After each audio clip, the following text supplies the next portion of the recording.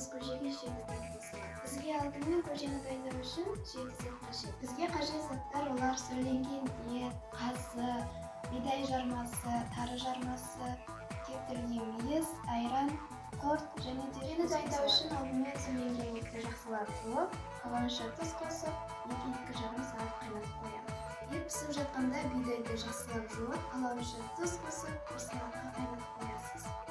1 сағаттан кейін тары жармасын саламыз.